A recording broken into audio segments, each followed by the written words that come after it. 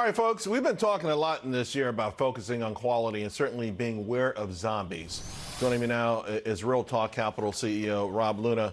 You know, Rob, we just had a chart up there that says up to 40% of companies are zombie companies. Now, there are different ways of measuring it. Some people use cash flow, some people use market cap or whatever. It's either way, there's a whole lot of companies that just existed because there's been so much free money out there.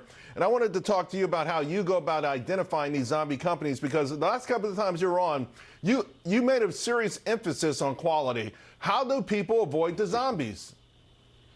Yeah, I use a 5-step process that kind of keeps me honest, Charles, and it really all starts with the CEO and the talent and the people that these companies are able to not only attract but also maintain. And we just saw that, right, with Disney. When Bob Iger stepped away, Chapek came in, we saw what happened to that company. So one thing I'm always looking at, Charles, is the talent for companies. Can they attract, maintain key talent? Second thing, what I'm looking at is their balance sheet. If you start seeing companies all of a sudden taking on debt, especially debt that is getting downgraded, they're taking on higher and higher cost of debt, that's going to be something, if their balance sheet gets out of line, I'm going to be worried about.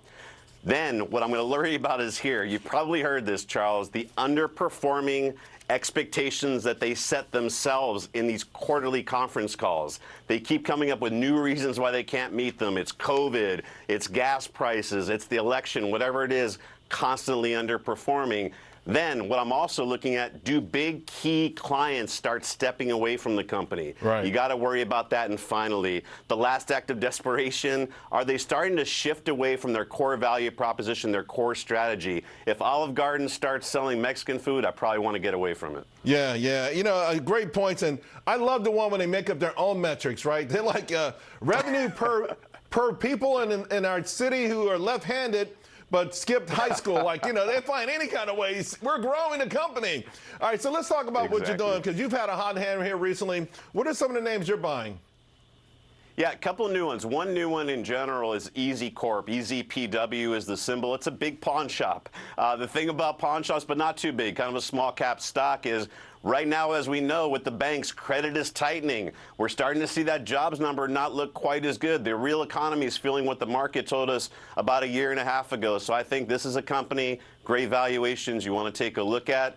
Another name that I've been in and out of and I'm just about to get back into is RH, Restoration Hardware. I think the selling's been overdone. Good long-term company. I like it a lot.